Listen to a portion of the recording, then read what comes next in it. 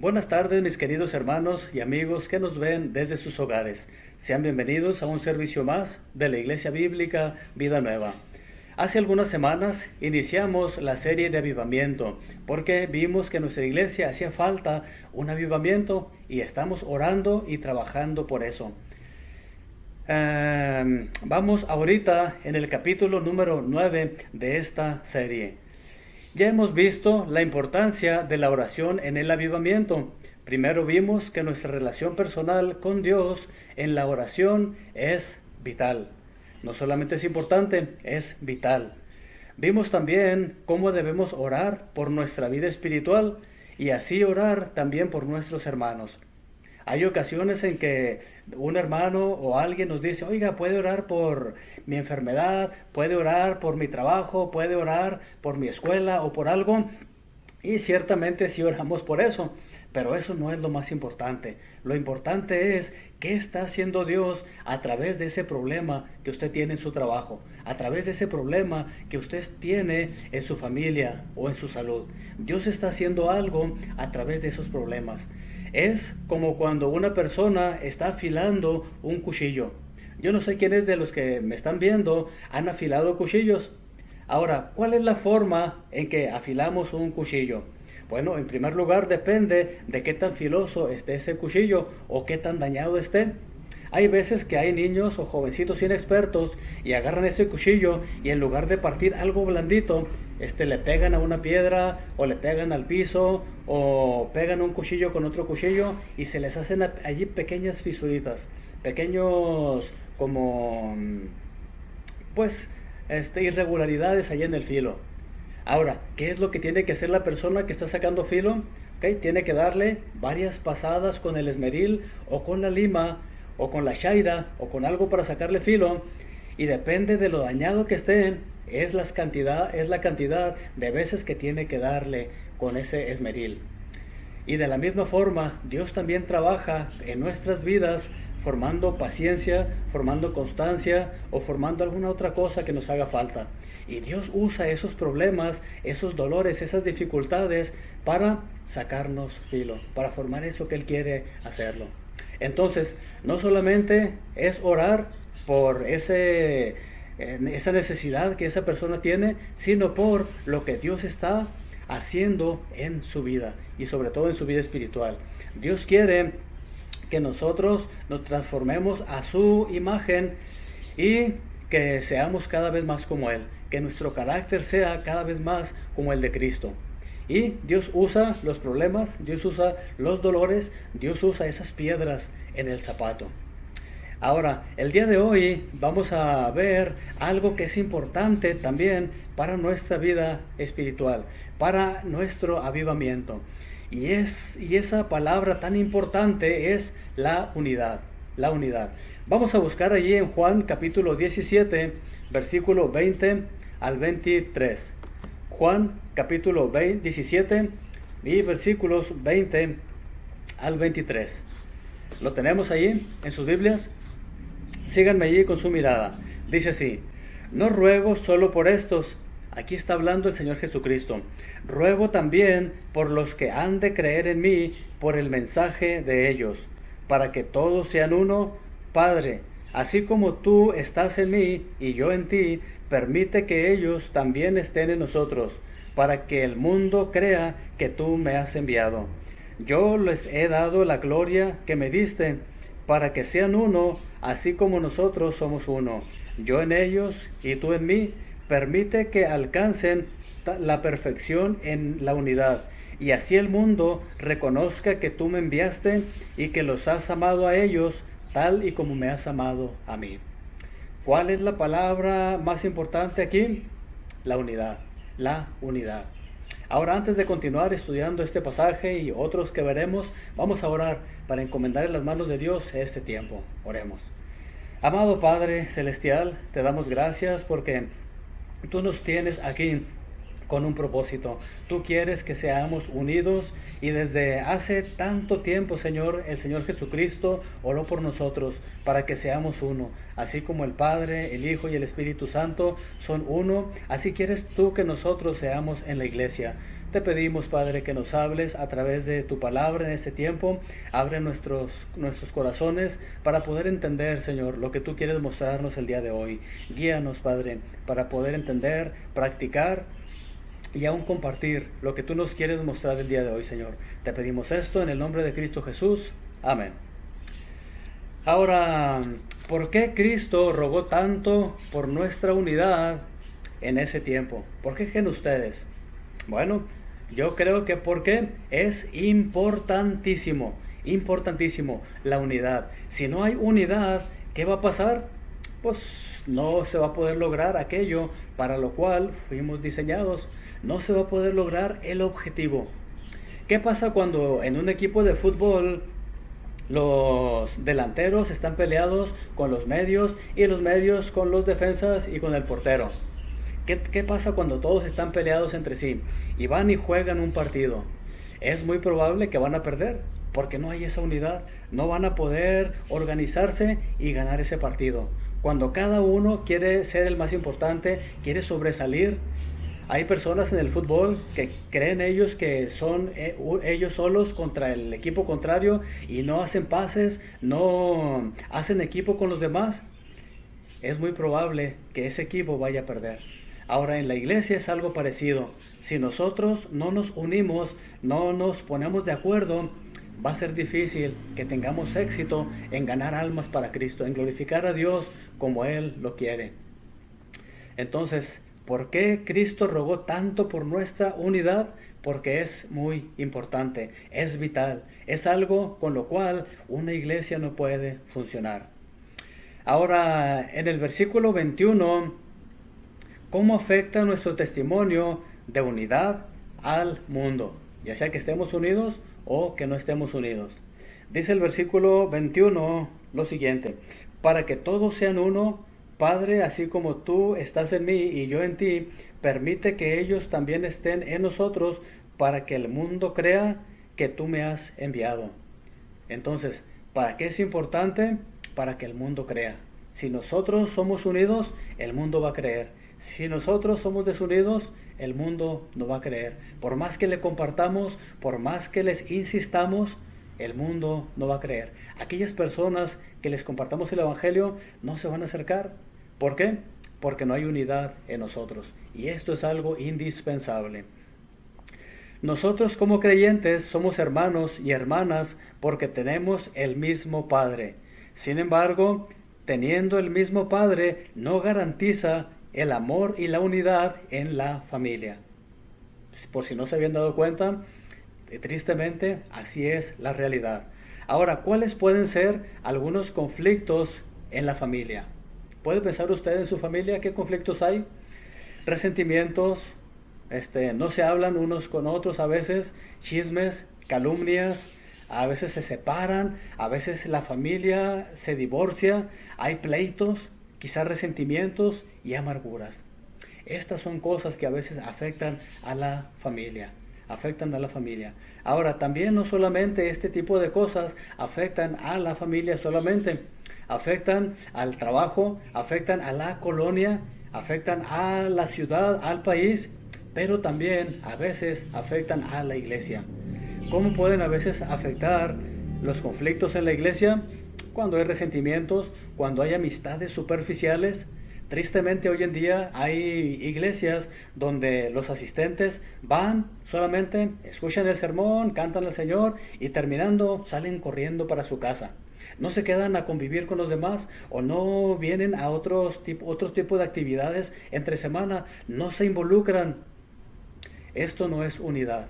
Esto no es unidad y Dios no quiere que la vida de iglesia fuera así. Dios quiere que nos relacionemos, que nos ayudemos unos a otros, que nos expongamos nuestras diferencias. Si hay algo que no me gustó de otro hermano, ir y decirle: ¿sabes qué, hermano? Mira, lo que dijiste, lo que hiciste, me afectó, me dañó o me ofendió. Y arreglar ese tipo de cosas. No dejarlas así al ahí se va. Dios quiere que tengamos esa unidad, que nos ayudemos unos a otros, que nos confrontemos unos a otros. Si alguien ve que un hermano está alejándose de Dios, está yendo por el camino equivocado, se está enfriando, Dios quiere que estemos ahí para apoyarle. Esa es la función de la iglesia. Vamos a leer ahora Gálatas 5, 14 y 15. Gálatas 5, 14 y 15, y este pasaje dice así: En efecto, toda la ley se resume en un solo mandamiento: ama a tu prójimo como a ti mismo. Pero si siguen mordiéndose y devorándose, tengan cuidado, no sea que se acaben por destruirse unos a otros. Entonces, ¿qué efecto puede tener en nuestra iglesia si no hacemos caso a este pasaje? Bueno, ahí menciona que vamos a destruirnos unos a otros y también a nuestra iglesia. Si nosotros no arreglamos esos asuntos, vamos a destruirnos. Por eso es importante estar unidos. Va a haber ocasiones en las cuales no podamos estar de acuerdo en todo, pero hay que estar unidos. Hay que estar de acuerdo en estar en desacuerdo, porque Dios quiere que seamos unidos. Ahora, si hay alguien en nuestra iglesia que sabe que su relación con esa persona está impidiendo la unidad por la cual Cristo oró 3 veces, ¿qué creen que debe hacer? Bueno, pues lo más sencillo es ir y arreglar eso que les está desuniendo, eso que les está separando. Ahora, es importante que nosotros quitemos ese impedimento por 3 razones. ¿Cuáles son esas 3 razones por las que debemos quitar ese impedimento, arreglar ese asunto? Porque, en primer lugar, nuestra relación personal con Dios se afecta. Cuando hay esa falta de unidad, se afecta nuestra relación personal con Dios. En segundo lugar, para el bienestar de la iglesia. Es importante que nosotros arreglemos nuestras diferencias por el bienestar de la iglesia. Y en tercer lugar, para tener un buen testimonio ante el mundo. Aquí hay esas 3 razones: nuestra relación con Dios, nuestra relación con la iglesia, que es la esposa de Cristo, y la relación con el mundo. Si nosotros no arreglamos ese tipo de asuntos, no vamos a poder ganar personas para Cristo.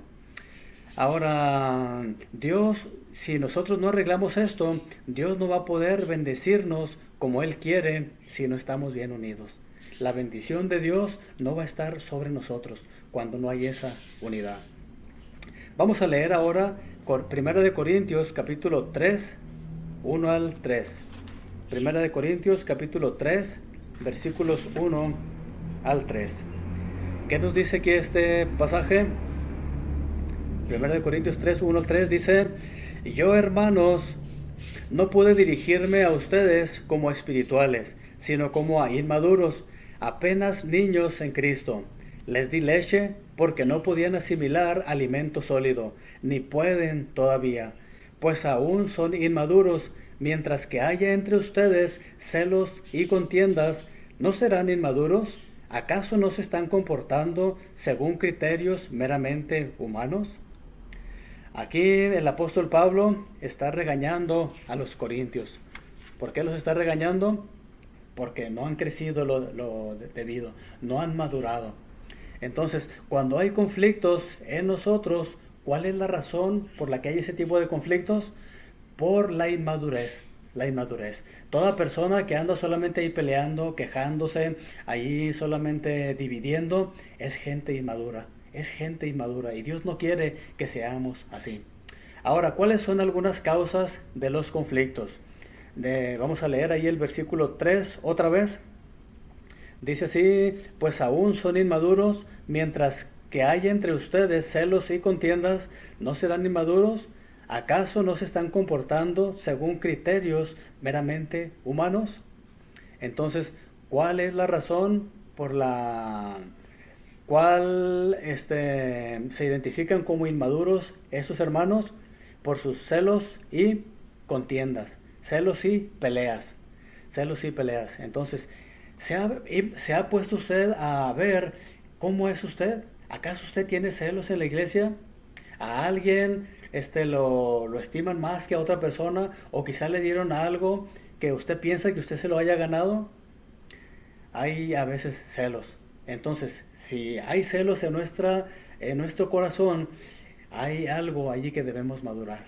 Hay algo de inmadurez. Y Dios no quiere que nosotros seamos inmaduros. Entonces, Y también dice que otro síntoma es vivir como los que no son creyentes. Hoy en día hay gente que se dice cristiana, que va a la iglesia, pero en su casa vive como los no creyentes. Dios no quiere eso. Hay veces que nosotros nos justificamos nuestra inmadurez diciendo, soy humano, sin embargo, ahora somos hijos de Dios y debemos vivir como hijos de Dios y no como los incrédulos. Dios quiere que nosotros vivamos como hijos de Dios, que imitemos a Cristo. Ahora vamos a leer Efesios 4 del 1 al 6. Vamos más adelantito ahí. Efesios capítulo 4 y los versículos 1 al 6. Efesios 4 del 1 al 6. ¿Qué nos dice aquí este pasaje? Dice así: Por eso yo que estoy preso por la causa del Señor, les ruego que vivan de una manera digna del llamamiento que han recibido, siempre humildes y amables, pacientes, tolerantes unos con otros en amor. Esfuércense por mantener la unidad del Espíritu mediante el vínculo de la paz. Hay un solo cuerpo y un solo Espíritu, así como también fueron llamados a una sola esperanza, un solo Señor, una sola fe, un solo bautismo, un solo Dios y Padre de todos, que está sobre todos y por medio de todos y en todos. Entonces, aquí nos está diciendo algo muy, muy importante. Para poder vivir en armonía y unidad, ¿qué ha hecho el Espíritu Santo y qué debemos hacer nosotros de acuerdo al versículo 3?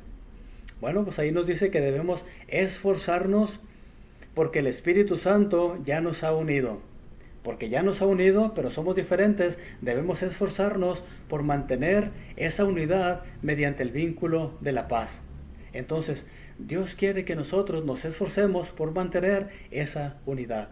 El ser unidos no es algo natural que viene porque ya tenemos ese pecado en nosotros, que nos impulsa a ser egoístas, a querer sobresalir de los demás, a buscar nuestros intereses, pero por eso debemos esforzarnos. En 1 Corintios 12:13, todos fuimos bautizados por un solo espíritu para constituir un solo cuerpo, ya seamos judíos o gentiles, esclavos o libres, y a todos se nos dio a beber de un mismo espíritu. Entonces, de acuerdo a este pasaje, descubrimos que todos fuimos bautizados en un solo cuerpo por el Espíritu. Nos dio de beber de un mismo espíritu y queremos o no, cada creyente es miembro del mismo cuerpo. Nosotros debemos esforzarnos por mantener esa unidad. Ya somos miembros del mismo cuerpo, no podemos separarnos. Si usted ya es hijo de Dios, ya es miembro de la familia de Dios, miembro del cuerpo de Cristo. Entonces tenemos que esforzarnos por mantener la unidad. Ahora regresemos otra vez a Efesios 4. Efesios 4, y vamos a leer del 4 al 6. Efesios 4, del 4 al 6. Y ahí hay una palabra que sobresale de todas. Hay una palabra que es solo. Dice Efesios 4, del 4 al 6, dice así: hay un solo cuerpo y un solo espíritu, así como también fueron llamados a una sola esperanza, un solo Señor, una sola fe, un solo bautismo, un solo Dios y Padre de todos, que está sobre todos y por medio de todos y en todos. Entonces, ¿cuántas veces se repite la palabra solo? 7 veces. 7 veces. Ahora, si se repite tantas veces, ¿por qué creen que se repite tantas veces? Porque es importante. Dios quiere que seamos un solo cuerpo, que seamos un solo equipo. Y Él nos ha puesto el ejemplo. El Padre, el Hijo y el Espíritu Santo son un solo equipo, un solo Dios. Ahora, para poder ser parte de la familia de Dios, del equipo de Dios, necesitamos nacer a la familia de Dios. ¿Qué nos dice Tito 1:2? Nuestra esperanza es la vida eterna, la cual Dios, que no miente, ya había prometido antes de la creación. Entonces, ¿desde cuándo Dios se preocupó para que nosotros fuéramos de, mm, de la familia de Dios? Dice aquí, desde antes de la creación. Ahora, en Tito 3, 4 al 7, y más adelantito, vamos a leerlo. Tito 3, 4 al 7 dice, pero cuando se manifestaron la bondad y el amor de Dios, nuestro Salvador, Él nos salvó no por nuestras propias obras de justicia, sino por su misericordia. Nos salvó mediante el lavamiento de la regeneración y de la renovación por el Espíritu Santo, el cual fue derramado abundantemente sobre nosotros por medio de Jesucristo, nuestro Salvador. Y así lo hizo para que, justificados por su gracia, llegáramos a ser herederos que abrigan la esperanza de recibir la vida eterna. Entonces, ¿cómo llegamos nosotros a participar de esa unidad, de ese cuerpo, de ese equipo de Dios? Dice aquí el versículo 5, Él nos salvó no por nuestras propias obras. No fue porque yo quise pagar para tener la salvación. No fue porque yo pude hacer una obra para poder ser parte del cuerpo de Cristo. No es por mi obra, es por lo que hizo Cristo en la cruz. Murió, fue sepultado y resucitó al tercer día. Y ahorita está a la diestra de Dios intercediendo por usted y por mí. Ahora, y la pregunta aquí del millón es, ¿ya pertenece usted al cuerpo de Cristo? ¿Ya se ha arrepentido usted de sus pecados y le ha pedido a Cristo que lo salve? ¿Ya ha creído en Cristo? Si usted ya lo ha hecho, qué bueno. Pero si usted aún no lo ha hecho, yo lo invito a que hoy lo haga. Arrepiéntase de sus pecados, crea en el Evangelio para que pueda ser parte de este equipo, de esta familia de Dios. Ya sabemos que la unidad es algo muy, muy importante. Ahora, ¿cómo nosotros podemos practicar esta unidad? Vamos a recordar que nos dice Efesios 4, versículo 2. Dice allí, siempre humildes y amables, pacientes, tolerantes unos con otros en amor. Entonces, ¿qué debemos hacer para poder practicar esta unidad que Dios quiere que nosotros tengamos? La unidad que Cristo oró para que nosotros tengamos. Esforzarnos. Ahora, ¿en qué nos vamos a esforzar? Dice aquí, siempre humildes y amables, pacientes, tolerantes unos con otros en amor. Estas son unas cualidades que necesitamos si queremos nosotros tener unidad. Ser humildes, ser amables. Hay veces que otra gente no va a ser amable, pero nosotros debemos ser amables. Pacientes, tolerantes unos con otros. Estas son unas de las cualidades que no toda la gente tiene, pero debemos cultivarlas si queremos tener unidad en la iglesia. Ahora, ¿qué nos dice Filipenses 2, 3 y 4? Más adelantito, Filipenses capítulo 2, versículos 3 y 4. Dice así, no hagan nada por egoísmo o vanidad, más bien con humildad consideren a los demás como superiores a ustedes mismos. Cada uno debe velar no solo por sus propios intereses, sino también por los intereses de los demás. He aquí algo muy importante que nos dice el apóstol Pablo. Se lo dijo a los filipenses y también nos aplica a nosotros. ¿Qué no debemos hacer? No debemos hacer nada por egoísmo o por vanidad. Hay veces que hay hermanos o aún mismo, uno mismo quiere hacer cosas por egoísmo o por vanidad. Hay veces que sentimos, no sé, alguna tentación de hacer algo para que los demás nos vean. En el tiempo del Señor Jesucristo, los fariseos eran personas que hacían muchas cosas por egoísmo y por vanidad. Una de las cosas que hacían ellos es, la gente que tenía mucha riqueza, mucho dinero, iban y presumían cuando iban a echar las ofrendas. Veían que la gente pobre iba y depositaba 1 o 2 monedas y ellos llegaban con sus grandes cantidades y lo echaban allí para que la demás gente los viera. Que dijera, mira, wow, qué espiritual, cómo está agradando a Dios. No, pues Dios lo va a bendecir grandemente. Pero, sin embargo, si lo hacían por vanidad o egoísmo, pues no es lo mismo. Dios no les va a bendecir. ¿Por qué? Lo hacen con otro fin. Ahora, sí hay que dar a la iglesia, sí hay que dar nuestras ofrendas, pero hacerlo humildemente, como lo hizo aquella viuda que dio solamente esas dos blancas. Entonces debemos considerar a los demás como superiores a nosotros mismos. Ahora, puede ser que uno de nosotros seamos superiores que otras personas en alguna manera. Tal vez usted tiene más carisma, tiene usted más dinero, tiene usted más estudios, un nivel académico, o tiene alguna otra cualidad, ¿sí? Entonces, no debemos considerarnos como superiores a los demás, aun cuando a veces tengamos esa superioridad. Nosotros debemos considerar como superiores a los demás, porque Cristo así lo hizo. Él, siendo Dios, la segunda persona de la Trinidad, vino aquí a la tierra, se humilló, haciéndose obediente hasta la muerte y muerte de cruz. Él no dijo, no, pues yo soy el que manda, yo soy el que los hice, ¿cómo voy a ir para allá?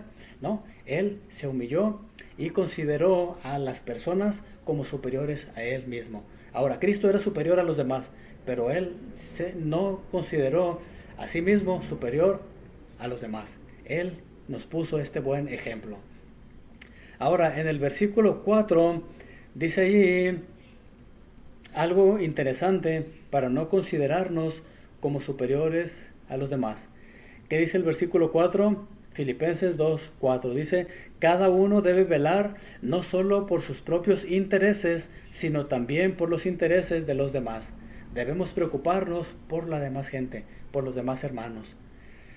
Su vida espiritual, su salud, la economía, angustias, quizá necesita alguno algo de capacitación en algo, hay que ayudar. E incluso por la familia, preocuparnos por aquellos que les hace falta. Ahora, la pregunta del millón, ¿qué podemos hacer nosotros para contestar la petición de Jesús de que seamos unidos? Como el Padre, el Hijo y el Espíritu Santo son unidos. ¿Qué puede hacer usted en la célula, entre semana, en las células unidas o durante la semana? ¿Qué puede hacer usted para que pueda haber más unidad en nuestra iglesia, la Iglesia Bíblica Vida Nueva, pero también si hay alguno que nos está viendo de otra iglesia, para que haya unidad en su iglesia? ¿Qué va a hacer usted?